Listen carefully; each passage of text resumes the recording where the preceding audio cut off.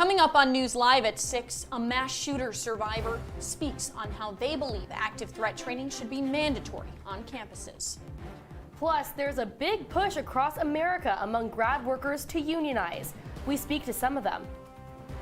And Syracuse University's academic strategy plan details a possible study abroad requirement. News Live at 6 starts right now. This is CitrusTV News Live at 6, your campus news leader. It's been a little more than 2 weeks since the shooting at Michigan State University. Good evening, I'm Teagan Brown. And I'm Peyton Spellacy. It was a shooting that took 3 lives and injured 5 others.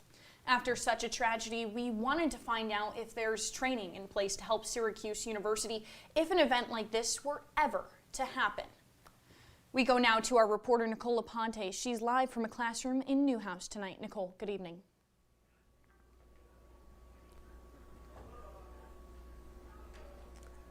Teagan, if a mass shooting were to happen in a classroom like this one, the professors and students we spoke with, well, they tell us they wouldn't know what to do. And tonight we're asking the university why this is the case.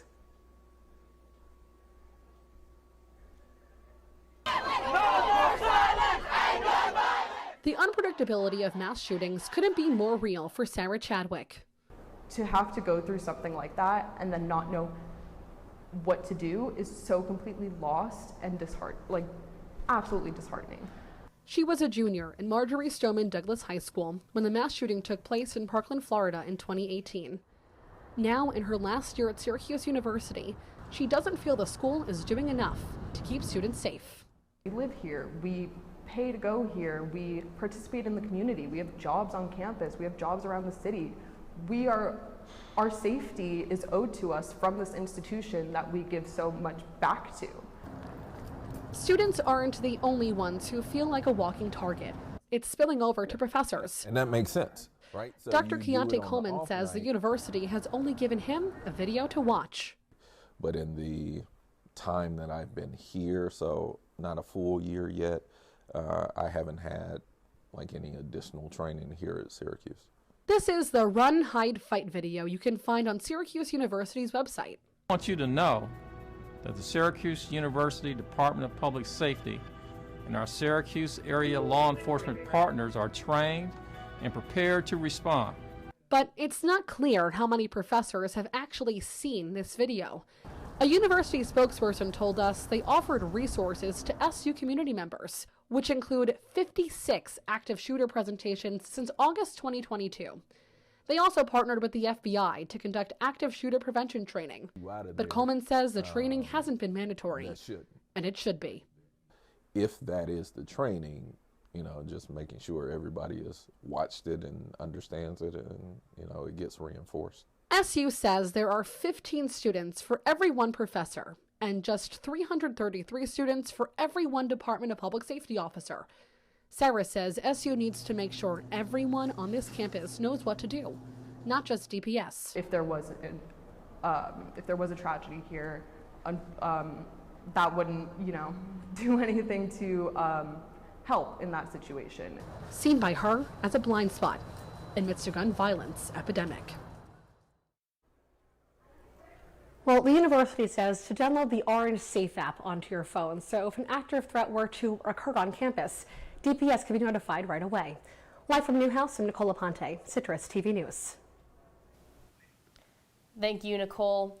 The latest addition to the Syracuse University campus is complete. The letter J was added to the dome, finishing the long-awaited JMA sign. The 2,200 square foot sign is the same size as 2 basketball courts, and it's just slightly taller than the Hollywood sign. The university reached a naming rights agreement with JMA last May for a 10-year deal. Orange After Dark is canceling its Cosmic Bowling event for tonight, so anyone who bought a ticket will be refunded. This is due to the expected snowstorm. The organization is hosting arts and crafts and a game night in Shine instead. The event starts at 9 o'clock in room 304 and snacks will be provided. An update on the homophobic material found in Watson Hall. DPS explained today the reasoning behind why they didn't release the information about the incident within 48 hours. DPS clarified that they have, quote, discretion to refrain from publicly posting if posting would potentially impede or jeopardize an active investigation. They also explain that they cannot provide specific information. However, they say they are following a lead that has led to an interview with a person of interest. The city's runners will be out this weekend for the annual Tippery Hill Shamrock Run. I will say I won't be one of them, but the race kicks off at 11 on Saturday morning. Advanced registration is $30, but that closes at 8 o'clock tonight. Walk-up registration will be open tomorrow. That's $40. Before the event, there's also a kids' fun run at 10. Registration for that is $5. Travelers should expect road closures in the Tip Hill neighborhood from early Saturday morning until the early afternoon. And Peyton, listen, if you're running outside, you want that nice weather. You don't want 4 feet of snow. Your shoes are going to get soaked. It's just not going to be any fun. I can't even walk to class without slipping. And hopefully we don't have to deal with that the next couple of days here on campus. And here to tell us more is weather reporter Peter Elliott.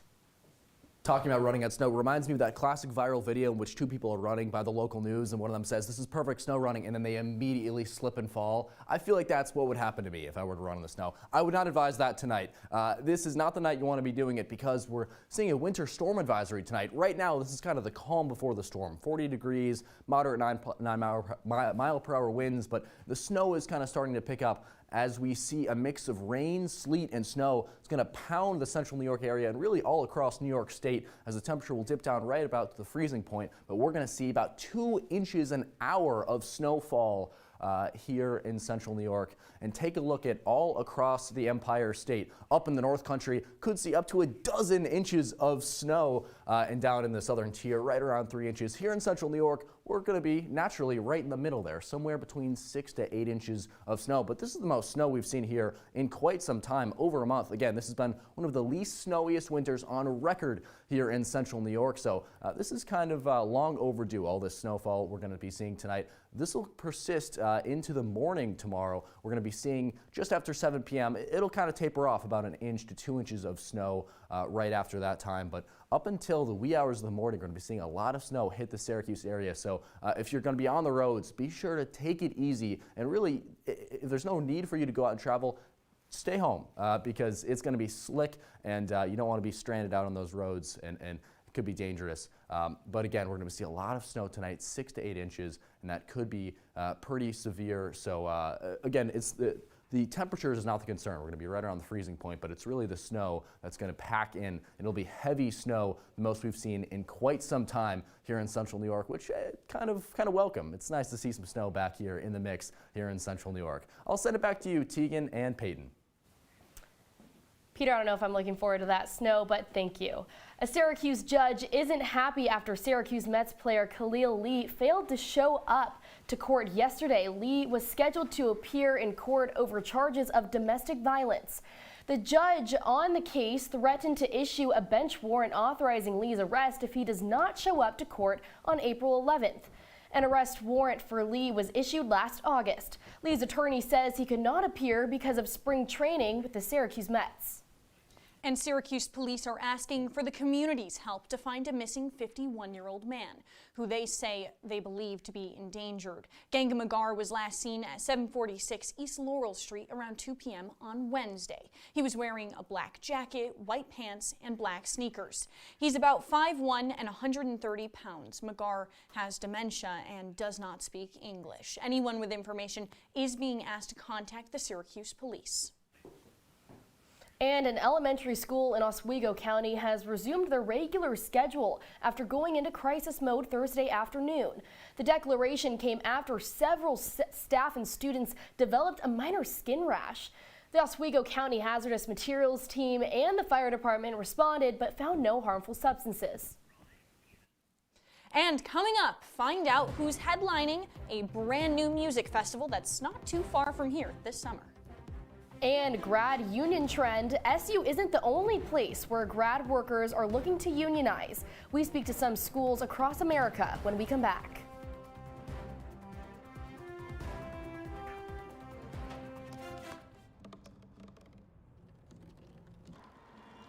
Everybody has a dream.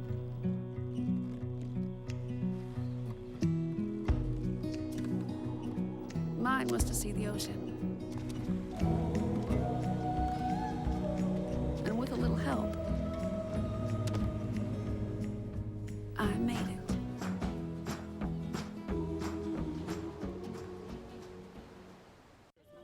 Leaving hot coals improperly extinguished can cause a wildfire. Hey guys, it's Smokey! It looks as if Smokey is going to use the drown, stir, drown and feel technique. After the first drown, a good start. Next, another drink. And finally, a close feel. Is it cool? Okay. Yeah. Hey, Smokey, catch! Oh, my bad, Smokey. Only you can prevent wildfires.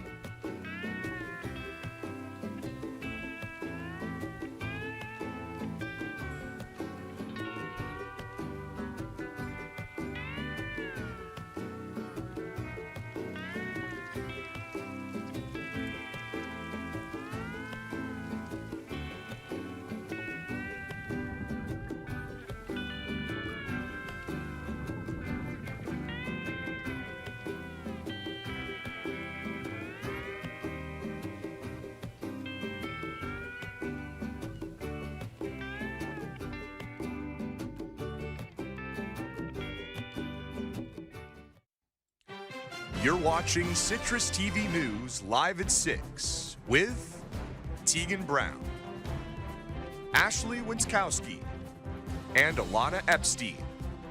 Now, your campus news leader continues.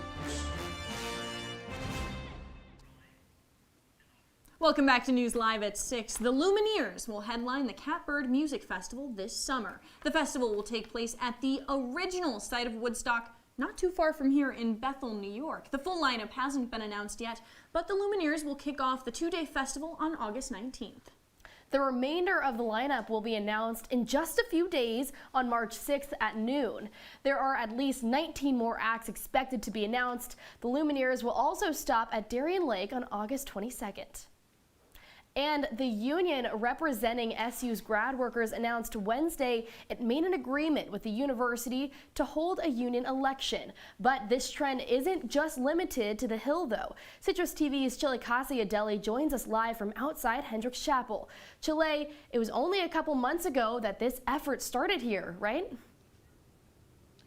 Hey Peyton, you know, that's exactly right. It was just the first day of classes this semester when grad workers here at SU lined these steps outside of Hendricks Chapel announcing their intentions to form a union. But what a lot of us didn't know or realize at the time is that this is not just unique to Syracuse University.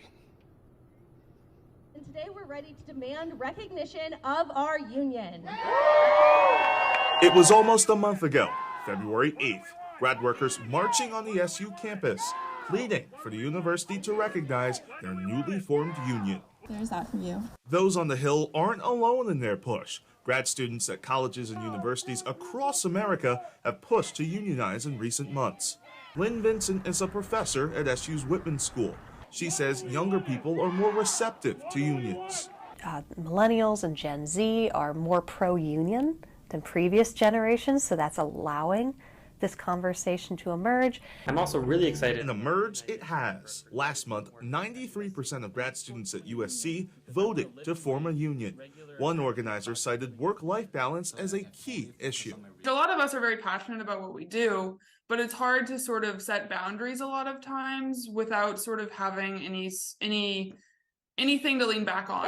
In Illinois, grad workers at Northwestern voted overwhelmingly to unionize in January. The group is calling for higher stipends like those at peer institutions like Princeton and Columbia, along with better protections and procedures for grievances, support for especially for our international students, comprehensive health care, and more general transparency and distributed power in workplace decision making. We don't get it! And in Philadelphia, Temple University's grad employees are on strike. They've been without a contract for over a year. Workers actually struck down a proposed agreement last month. One student going viral on Twitter, having her tuition assistance taken away for going on strike. It's not uncommon for employers to threaten to cut benefits during a strike, although it is less common for them to actually do it. Temple has followed through with those threats. Vincent says, like a lot of things, the pandemic changed the way people think about their work-life relationships. But she believes the rumblings were a long time coming. One by one, these are actions spurred by discontent. Some have been successful, some have not. So we don't exactly know how to characterize it, but there is momentum. And if we look at social change in general, you need that momentum.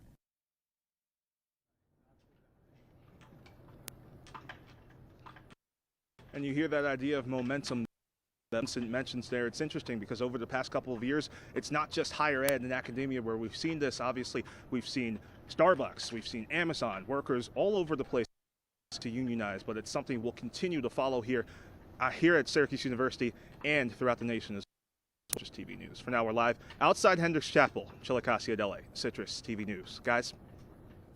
Chilekasi, thank you so much. Definitely a trend that we're seeing here in the U.S. But after weeks of arguments in court leading to a guilty verdict, Alex Murdaugh was sentenced to life in prison earlier today. The conviction comes after the murders of his wife and son. Judge Clifton Newman sentenced Murdaugh to serve 2 life sentences without possibility of parole. The defense team says they plan to appeal the conviction within the next 10 days. But for now, Murdaugh will begin the intake and evaluation process.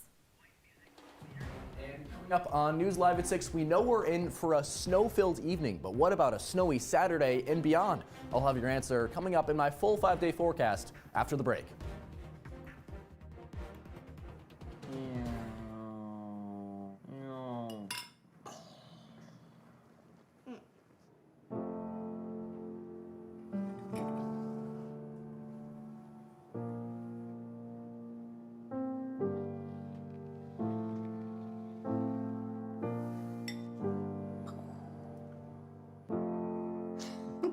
Visit aarp.org/caregiving for information on how to provide even better care for the person who wants to care of you.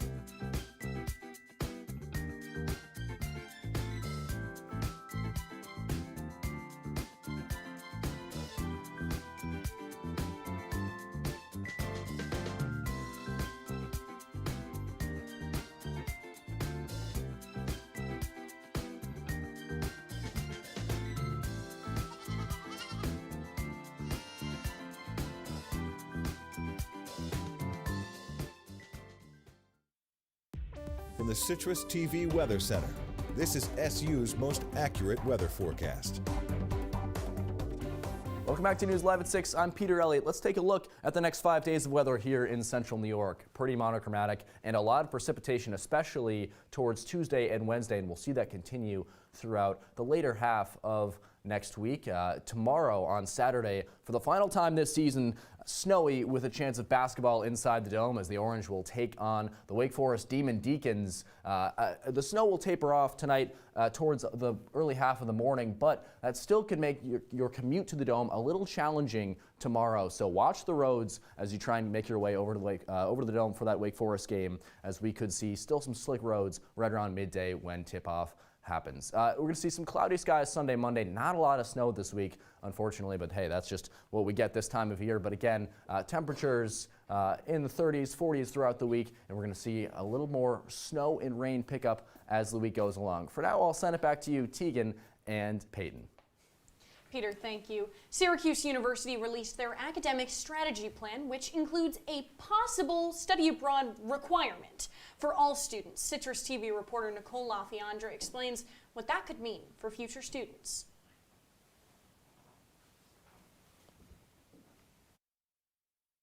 I hate it, to be honest with you. Rachel Simpson is a student here at Syracuse University. She says she's against the university's proposed study abroad requirement. I think it takes away from the experience of what it's supposed to be. You know, like, there are people that want to go abroad, and that they should be able to make that decision for themselves, and like, that is a decision with your family too, and it shouldn't be on the university to like implement that onto all these students. In their academic strategy plan, the university clearly outlines where it will be in 5 years, writing, "Every undergraduate will participate in study abroad or study away experience before they graduate from Syracuse University." In addition to this proposed requirement, the university says they will help students in making sure that they would hit that requirement and enhance their facilities in all of their current study abroad locations, including but not limited to Florence, Santiago, Los Angeles, and London. We reached out to the university for comment despite the academic strategy plan clearly stating this possible requirement, but a representative tells me it's just a draft plan. Other universities already have this requirement in place. RJ Wheeler is a sophomore at Susquehanna University. He says it might be good for a lot of people. If they have a lot of resources to help students kind of plan out their trips and get through a lot of the difficult phase leading up to right before you're about to go, I feel like it could be a really, really, really good experience for a lot of people. Right now, study abroad is not mandated for students at Syracuse. The university says it is a goal for the next 5 years. Nicole Fiandra, Citrus TV News. And thanks so much, Nicole. Coming up in sports after the break, we've got a big weekend ahead here on the Hill. 3 games in the Dome, plus a big tournament game for Syracuse on the road earlier this week. I'll explain. Stick around. We'll be back with your look around sports after the break.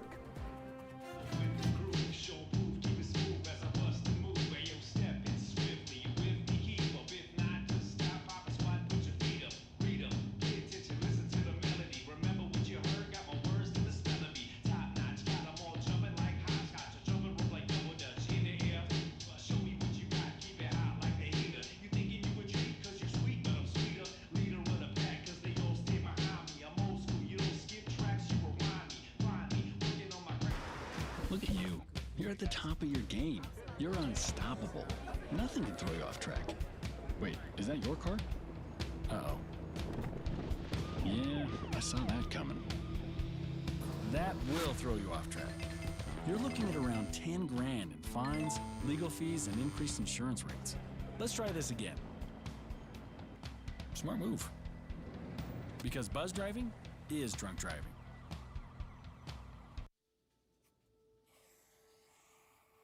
Dad? Just 1 minute, okay? Hey, Bobo, do trees tell each other stories? I'm sorry. I'm afraid I don't know that. Hey, why don't we go find out?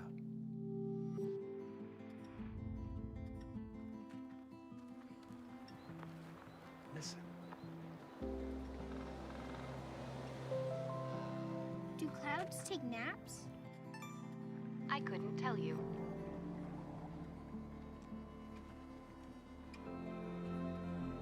Can birds draw pictures?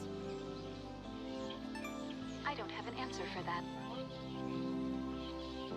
Dad, do stars visit their friends? Look!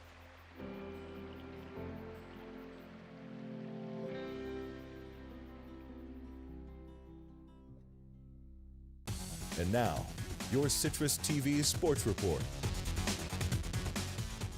Well, hey, if you're a sports fan, March is a pretty special time of year. And welcome, this is Sports. I'm Zach Letson. March Madness, it's called, but for Syracuse women's basketball, it's been all about avoiding March sadness. The Orange entered the ACC tournament as one of the last 4 in the NCAA tournament, according to ESPN bracketology. The Orange, the number 9 seed in the tournament, faced the 8th-seeded NC State Wolfpack. A chance to bolster that resume or to lose its footing entirely. On to Greensboro we go to find out how it all went down yesterday afternoon inside Greensboro. Deasia Fair early on gets on the board, and Syracuse actually takes a 6-0 lead early in this one. Cuse down 17-12 after one. Opening moments of the second quarter, Madison Hayes, the steal and the bucket, 10 points off the bench. That makes it a 7-point NC State lead. Then again, this time the cross-court feed to Hayes, and she connects from downtown in the corner. The Pack by 9. It's their largest lead so far in this one, 26-17. Orange down by 6 at the break. Georgia Woolley with the and one. The scoop to the hoop, and Woolley finished with 14 points. That gets SU back in the ball game, down by 4. But the Wolfpack piling it on, pulling away, and guess who? Hayes again from downtown. She hit 2 of the 4 NC State threes in this one, and the Wolfpack, there's the icing on the cake. They hand Syracuse their worst loss all season at a brutal time. Now the Orange have to sweat it out with Selection Sunday this upcoming Sunday. How about a women's team, though, here on campus that did have some success this week? This is a Syracuse women's lacrosse school, after all, and, well, if you disagree, I don't know what to tell you. Kayla Trainer's #2 nationally ranked squad coming off a dominant 22-5 win over UAlbany on Wednesday. Megan Tyrell, she led the way for the Orange on that one with 3 goals and 4 assists. And now the Orange gearing up to face a 1-3 Virginia Tech squad on Sunday. That's bright and early, 11 a.m. Sunday inside the Dome. And well, you got a little bit of a 2-for-1 special in the Dome on Sunday. After the #2 women's team plays in the morning, the #20 men's squad battling #6 Duke at 4 o'clock. That's a big test against the #4 Blue Devils, who were actually the only ACC team that the Orange beat last season. And you just know that face-offs are going to play a pivotal part. Johnny Rashusa, he's only won 42% of his face-offs all season at the X. Syracuse coming off that 19-13 loss to North Carolina. The Orange will be tested going for that first conference win Sunday at 4. But before all of that, on Saturday afternoon, it's a pretty special day for Syracuse men's hoops. Sure, the Orange conclude the regular season, but that's not the main event. Syracuse will retire the #3 of Jerry McNamara and the #1 of Hakeem Warwick from the 2003 National Championship team following the game. It's the 20th year anniversary celebration of that magical March, which will be celebrated at halftime. And as for this year's team, guys, taking on Wake Forest, the last game inside the Dome this season, Peyton and Teagan, that'll be Saturday at 4. Zach, thank you. We'll look forward to it. And when we come back, we'll have your wake-up weather, which we also look forward to. Your daughter just had her first breakup. Do you A, put yourself in her shoes? B, console her? Don't worry, sweetie. This is gonna happen a lot.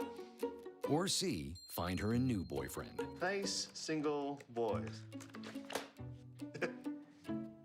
That was weird. As a parent, there are no perfect answers. But you don't have to be perfect to be a perfect parent. Thousands of teens in foster care will love you just the same.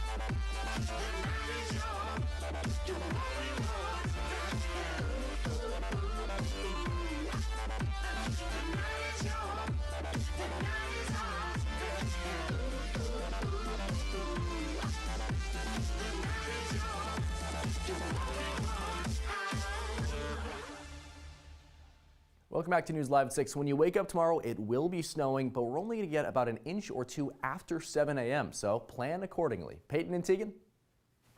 Peter, thank you. Today marks the first day of Girl Scout Cookie Weekend. The Girl Scouts of New York Penn Pathways will be selling their cookies all weekend, and anyone interested in supporting the Girl Scouts by buying cookies can use the Girl Scout Cookie Finder to locate cookie booths. And to celebrate, CitrusTV did a station-wide poll of our favorite Girl Scout cookies, and Tagalong is just taking the lead all the way, 46%, and I'll say I voted. Not for Tagalong, Thin Mints or Thin Mints, Tagalongs? Thin Mints, Thin yes. Mints. Did I say Tagalongs? Yeah, but it's Oh, okay. gosh, Thin I Mints can't are read today. obviously Thin Mints are obviously the number one. I am actually a Caramel Delights gal myself. Really? But everyone I talk to, they talk about, you know, Thin Mints in the freezer. Well, we're gonna have to go buy Girl Scout cookies, Thin Mints specifically. But that's all the time we have for you on Citrus TV News today. I'm Teagan Brown.